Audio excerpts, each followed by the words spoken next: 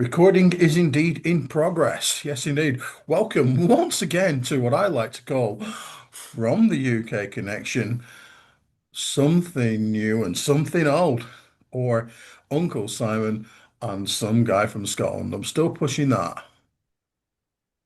Hey, some guy from Scotland, how are you? I'm good, and I'm going to explain something that'll mean nothing to anybody because on the few occasions that I've done a solo show, this recording in progress thing that everybody else seems to be able to talk over, when I do it, it seems to just completely mute me out. So at the start of my solo shows, I now look like this before I say hello because I'm waiting for it to stop. Hashtag me. Anyway, Yeah, very much so. Yes. So, well, we've managed to get to episode number three, have we not? yes, I think only because there's nobody to stop us. World Oyster, etc. And we've got two bands this week. One new-ish, although I've seen pictures of them, they're not, and one from the dim and distant past.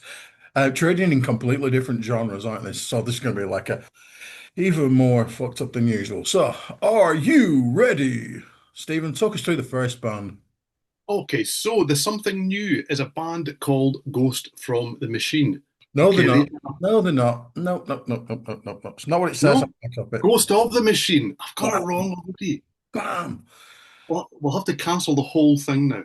Yeah, it's not like we've got enough Zoom time to You like know what? start It's because the they whole should be thing. called Ghost from the Machine. Right. Why? Because everything else that refers to Ghost from the Machine refers to Ghost from the Machine. Right. Anyway, so I'm a professional and I know that they are called Ghost of the Machine. Oh, the Machine. And I also suggested this band because I really like them and I don't know what they're called. Okay, so they're called Ghost of the Machine because it says that right here, and I can't read. Okay, they are, whether I know their name or not, a progressive rock band from Yorkshire. Okay, and Gotcha. they formed. Gotcha. Gotcha. Gotcha. Gotcha. Sorry, it's obligatory that I do that. Well, it would appear to be. They formed in January 2021, and so far they have two albums. So, album number one is the one I've already shown. This is Scissor Games from 2022, and the band went out there and they released this by themselves. Okay, album number two, as I throw that away, is called Empires Must Fall. Okay, and that was released this year through progrock.com Essentials, which is not a catchy record label name, but they are beginning to release some really good stuff. So let's not complain. So they are a six-piece Ghost of the Machine. I have to do that every time now. Are a six-piece comprising Graham Garbert on guitars, Mark Hagan on keyboards, Stuart Macaulay on bass, Moog pedals, and Mellotron, Andy Milner on drums, Scott Owens also on guitars, and Charlie Bramold on vocals and flute. Now, I like to give a fascinating fact.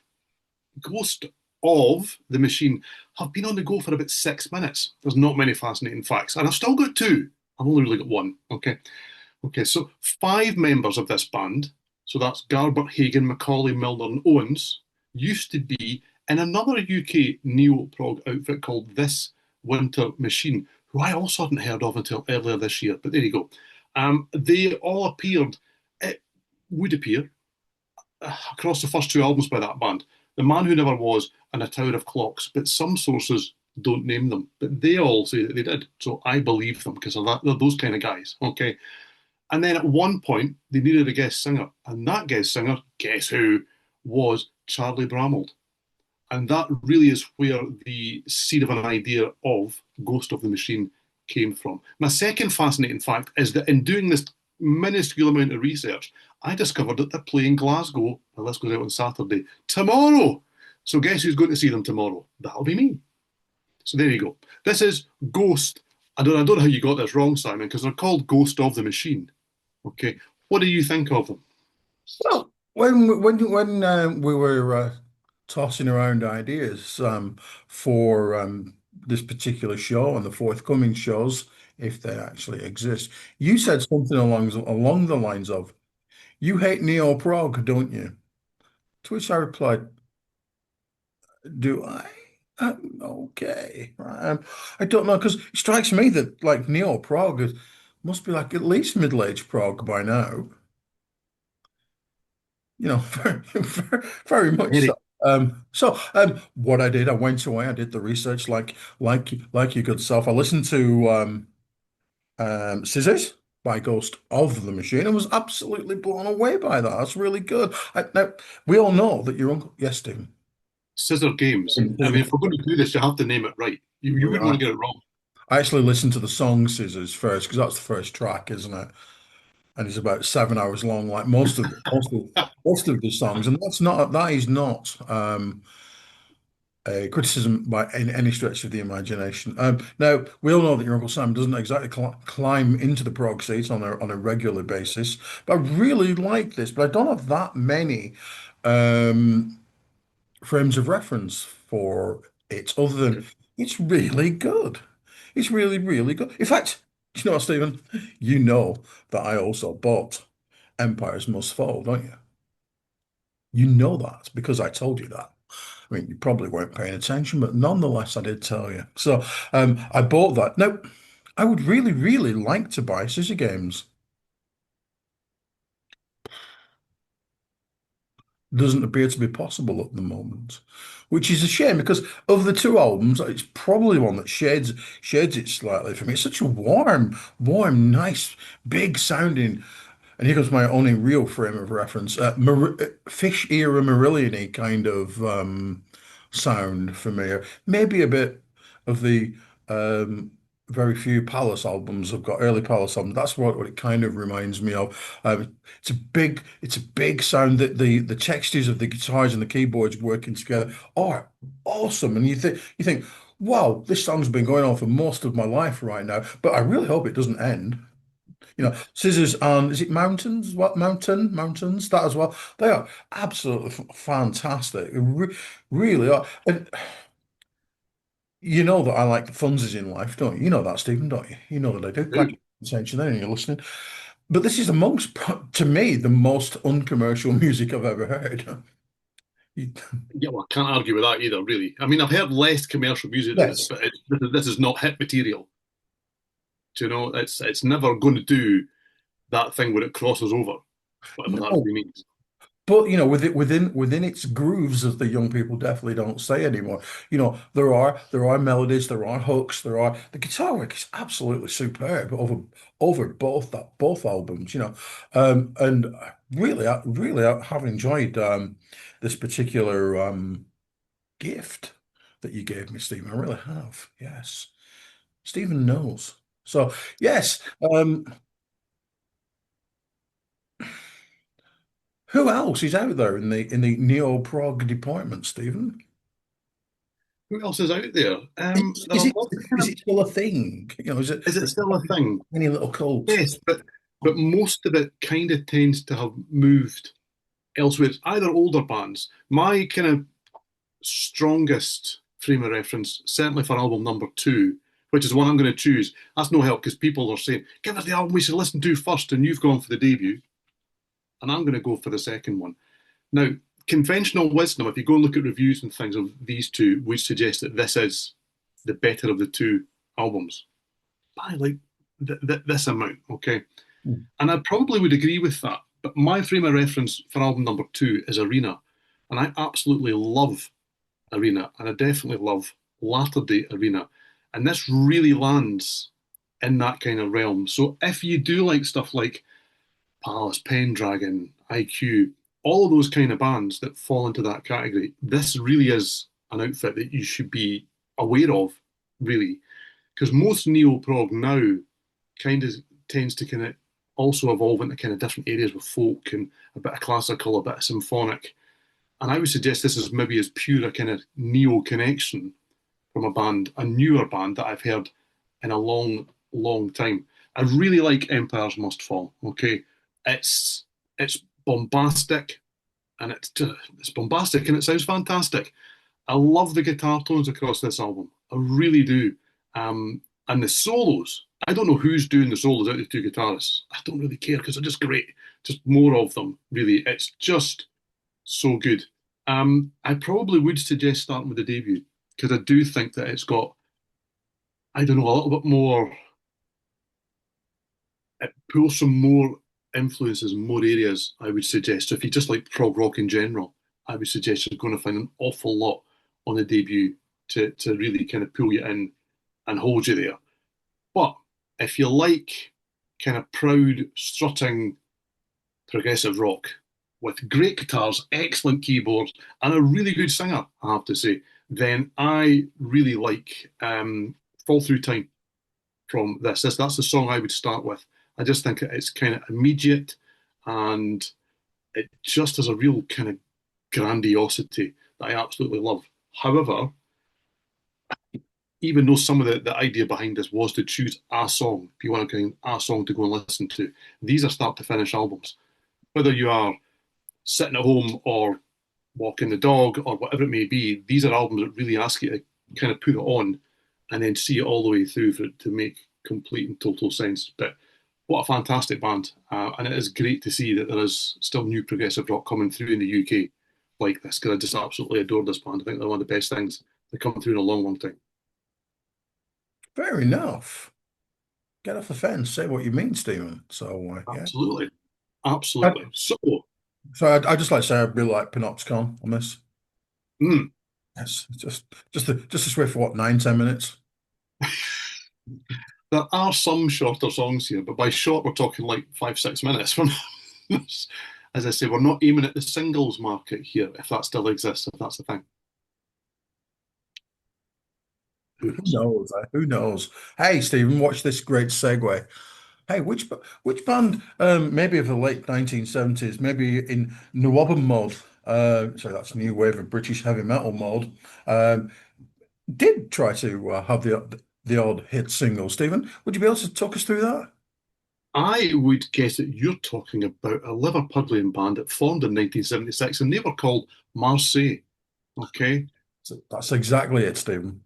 that's it. So the band was originally, and there's a lot of people have come and gone over the years, a guy called Paul Dale on vocals, Neil Buchanan on lead guitar, Andy Charters on rhythm guitar, Keith Knowles on drums, Steve Dinwoodie on bass. That's the five that they were at the start. They released two albums through the Mountain label in 1978 and 1979 after winning a Battle of the Bands contest at Wembley Arena, judged by no less than Brian May and Roger Taylor of Queen. And those two albums were the awfully named Red, White, and Slightly Blue.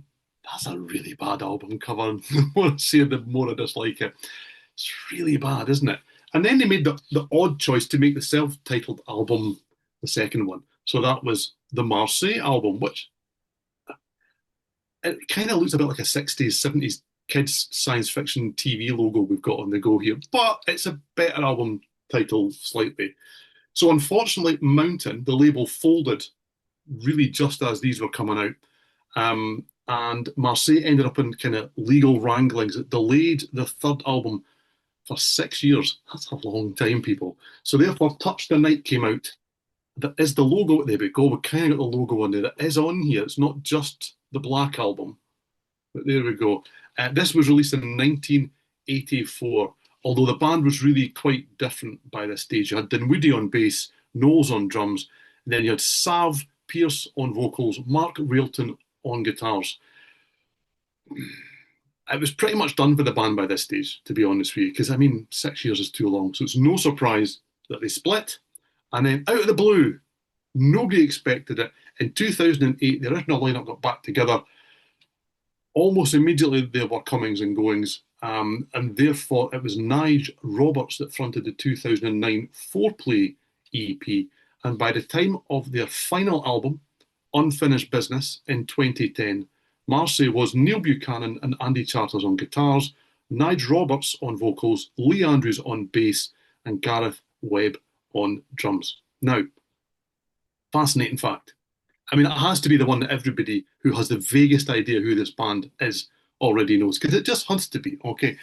Because Marseille guitarist Neil Buchanan ended up as a children's TV presenter. I mean, it's clearly the obvious career move. I first remember seeing him, I first came across Neil Buchanan in any shape or form on number 73 on ITV Kids show on the Saturday morning. Okay. And he then, through that, went on to co-create and be the presenter of a show called Art Attack. This is Neil Buchanan, guys. Look, he really wants this to be a guitar, doesn't he? He really does. He wants this to be a guitar. But look at that kids' TV presenter face that he's got here. Anyway, so as the co-creator of this, he and his partner eventually sold this franchise in the year 2000 for the small sum of £14 million. Okay. And he did continue to present it until 2007. Rather bizarrely, in 2020, Neil Buchanan, okay, this guy, and the guy in the middle of that photo that Simon showed earlier on, had to issue a statement denying that he is in fact Banksy. Okay, but then he would say that, wouldn't he? Okay, I kind of hope he is, because if he is Banksy, I've got Banksy's autograph right here. But I don't think he is. But you should all go and watch Art Attack, people. My kids loved this when they were young. But there you go. So yes, that is quite bizarrely. This is Marseille we're talking about. For Simon, if what do we've you think? managed, well, if we've managed to keep any of our American friends, it's a bit like finding out that Big Bird played in a glam metal band for Yes. like in a Motley Crue kind of band. It's like what? Actually, I think Big Bird fronts Motley Crue. Do you not? But I think that maybe Big Bird is actually an imposter. I think that Matthew Tripp actually is Big Bird. Indeed, indeed. Big- Yes, Morrissey. I mean, this was my idea, wasn't it? Because Yeah. we each picked one of the bands. I don't know. I feel like I detected a kind of like when you held up one of those albums. I like Morrissey. I like all eras of Morrissey. I recommend it if you can find it. The Rock You Tonight collection came out about 20 years ago. It's got all the Morrissey you could ever want on. I have a real problem with this. Pardon, terrible cover, terrible back cover. Just Yeah, really bad. very much a um album of its time, shall we say, lyrically speaking. Mm. Very much. And don't want to get Peter demonetized, so I'm not going to go through some of that stuff. But I really can't be doing the vocal with Paul Lane's vocals on this. I hate heavily accented vocals. I just, and the tunes aren't as good. They're all right, yeah, but you can see why they never made it. You really can. But, seeing as we're only really supposed to bring one album along with us. Oh, if I open up my Touch the Night album, which I'm going to talk about any second now, I see that I've got the look at that, a set list from seeing Marseille in Tottington in Bray in about 2011. Basically, they were playing in a pub, so with Tyson Dog in support. So and they were great. I enjoyed them. My eldest son really didn't like them, and um, we could have a competition because I've got hey, two set lists. Yes, I know. Just say, this is the Dogs Danglers. This I love this record. I really love this record. It's a really good, straightforward, heavy rock album. Mm. South Pierce can actually sing like a normal person, and the songs are really good. It's really big production by John Verity, who incidentally is playing Barn Oldswick soon. So rock and roll on the Ultra Noise label, same as Thor. So that's always good, isn't it? Um, I've listened to this a couple of times just this week from start to finish upstairs. It's just fantastic. It really is. It's the best album um, in their catalogue as far as I'm concerned. And I, I think me and you might be the only people that vote it. It's desperately sad. And when I saw them in the pub in Tottington, they'd clearly reworked some of the songs that Neil Buchanan wasn't on. Hmm. Mm. When you can do that when you've got, 40 mil in the bank, well, 20 mil in the bank if you halved it, we don't know, do we? Even more now that we know that he's Banksy. But this is a really, really good record. Such great tunes. And somewhere, and I knew I had something to do today, I had to, I was going to go and try and find the silver disc that I've got for Walking on a Highway. It's not the silver disc because it didn't sell 60,000 copies. My God, it really didn't. But yes, that's what I think. That's what got me into the band. They had rave reviews in Kerrang, didn't it? And they issued the single "High on Silver Vinyl." And who, hey, I love a gimmick.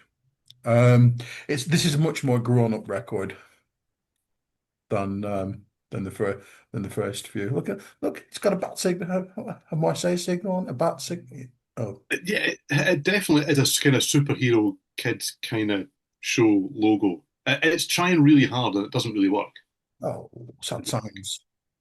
And I think that is actually an unwittingly good metaphor for the band, really. This was really interesting. I mean, I've got these four albums. I was delighted when you chose them because there's a lot to kind of cover here. I really think that this is the classic kind of story of unfilled potential. There are some really great tracks on all four of these albums. I'm not, although you are, convinced that any one of the four really knocks it out of the park from start to finish. They're all lots of fun.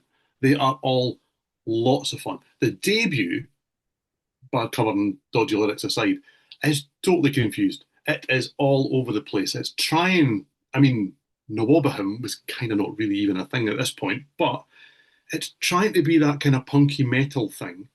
And yet, oddly enough, you kind of go, oh, there goes the sweet.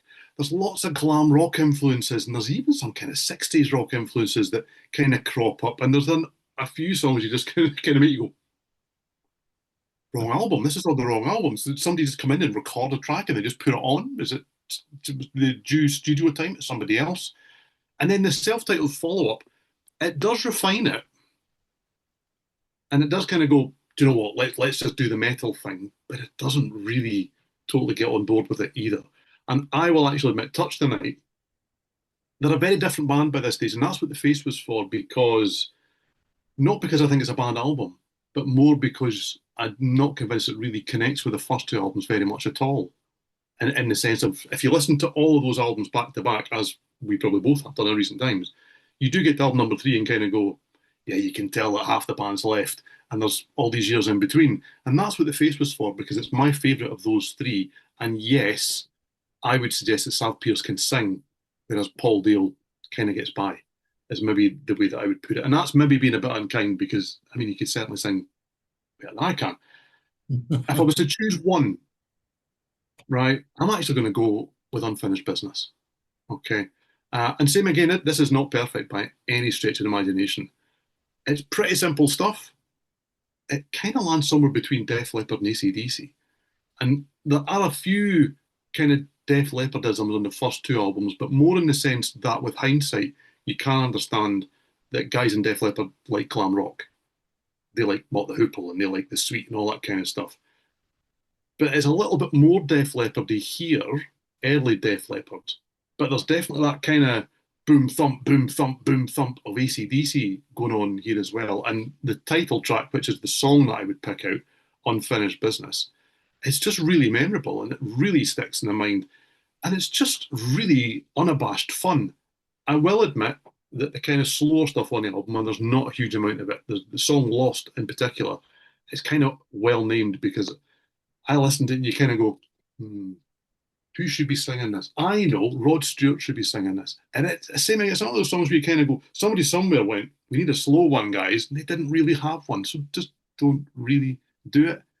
And yet, all that said and done, all four of these albums are lots and lots of fun. And I really like listening to them all. But the first couple kind of give me that time and place feel. They're not timeless. They're definitely albums that you think they came out then and they're trying to do kind of this. But I'll agree with you. When I saw them on the same tour that you saw them on, and I saw them in, I think, the G2, one of those, they haven't sold enough tickets for the big venue. Let's put them in the pub behind the venue sort of shows. They were great. They were really good. I really enjoyed them. They were lots of fun. Neil Buchanan was clearly, although he'd done all these things already, just living life, wasn't he? He was just having a great time. He was an absolute rock god for an hour and 10 minutes or whatever it was that they played. And the stories go, and I was never old enough to see them the first time round, that they really were a proper force live. There are stories that they kind of stood up to bands like Judas Priest on stage and all this kind of stuff. And you listen to the albums and you find it a little bit hard to believe, but a lot of bands come alive in that kind of setting. So who kind of knows? But yeah, I would go unfinished business. But I think actually I probably would suggest the compilation album that you've got that I haven't heard is probably the place to be, truth be told. It is, and I forgot to name a song. I would go for "Reach for the Night," which Hmm. really had big potential for me. Stephen, you sing it in your head now, aren't you? It's going to be there for the rest of your day. Yes, I'm not going to sing it loud though. I wouldn't do that because then Don't nobody fade away, listens to that Stephen. stuff. Don't fade away. You don't want to. It's great. So, and I really like the title track, the ballad "Touch the Night" on this one. It's really good as well. It's a great album. Zoom's speaking to me, Stephen, but don't panic. I'm not panicking. There's no panic here. You've got a big square on your head. Let's hope you don't have anywhere else. So, yeah, that's my say and Ghost of the Machine, is it not? Yes, Hmm. is. I made a mental note not to call them Ghost in the Machine, and then I called them Ghost from the Machine. They're actually called Ghost of the Machine. Yeah, if we really knew what we were doing, we'd be able to tell the kids what we're doing next time. But frankly, I haven't decided yet, have we? Oh, no, you have. I've not. Oh, yes, I have. Yes. Let the team down again. Exciting to find out what we're doing. Please let me know before we actually do it. I might this time. Yeah. Thank you. So kind. So, yes, if there's any bands you'd like to see featured, that would be absolutely terrific. And if there's any bands that'd like to send us free shit, that would be even better. We are doing this stuff what's in our collections, aren't we, Stephen? We really are. So, Yes, I don't have much music at all. So if you're feeling that I look needy, yeah, I mean, I haven't been sent a box for a while, so yeah, sad time. So anyway, on that bombshell, we will be back next month, will we not? And we will. it's exciting to find out what it is. So from me, your Uncle Simon, and from some guy up in Scotland, smash the like button, all that other stuff that I really don't pay attention to. Yeah, that's it. That's the like button. Buy Peter a drink. Job's a good one. Bye.